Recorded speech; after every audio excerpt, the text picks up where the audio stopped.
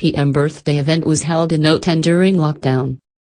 Downing Street has admitted that staff gathered inside Note 10 to celebrate Boris Johnson's birthday when the first COVID lockdown was still in place. ITV News reports up to 30 people attended the June 2020 event, sang happy birthday and were served a cake. Note 10 said staff had gathered briefly to wish the Prime Minister a happy birthday, adding that he had been there for less than 10 minutes. Rules at the time banned most indoor gatherings of more than 2 people.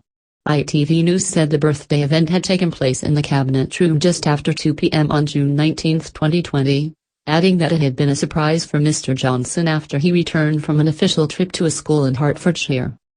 It also reported that family friends had been hosted in the Prime Minister's residence that evening. But a Note 10 spokesperson said, "This is totally untrue." In line with the rules at the time, the Prime Minister hosted a small number of family members outside that evening. A source told the BBC this second gathering had involved a barbecue in the Note 10 garden with members of Mr. Johnson's family. A source told the BBC that the Prime Minister's then fiancée, Kerry Simmons, had organised the cake served in the Cabinet Room and arrived at the event with Lulu Lytle, the interior designer who carried out a revamp of the couple's Downing Street flat. They also said some sandwiches and picnic food had been arranged and that there was no discussion about social distancing, with up to 30 people in attendance.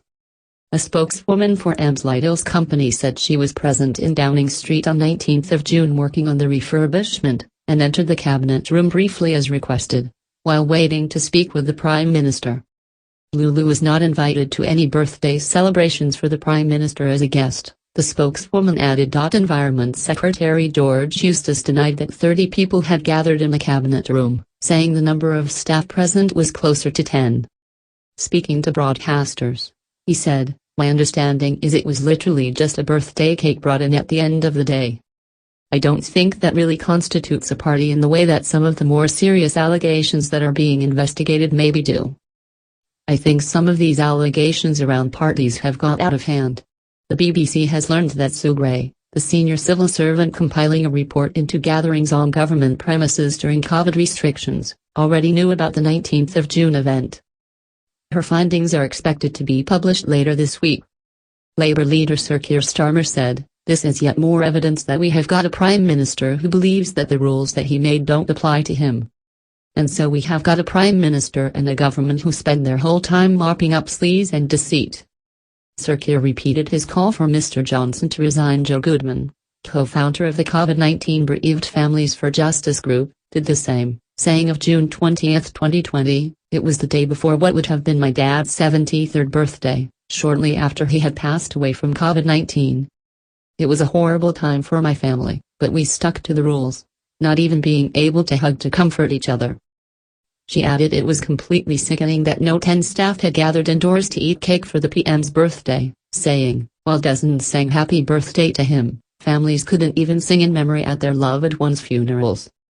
Some Tory MPs, including the party's Scottish leader Douglas Ross, have called on Mr. Johnson to go, but many more say they are waiting for Ms. Gray's findings before making a judgment. A total of 54 MPs must write to Sir Graham Brady, chairman of the Backbench 1922 committee, declaring no confidence in the PM, to trigger a leadership contest. Former Conservative Party chair Baroness Warsi told the BBC News Channel it was time for Mr. Johnson to think long and hard about what is in the best interest of this country. The question he should be asking himself every morning is me staying in office allowing me to run this office in a way in which is making the country better, or am I a distraction? She added.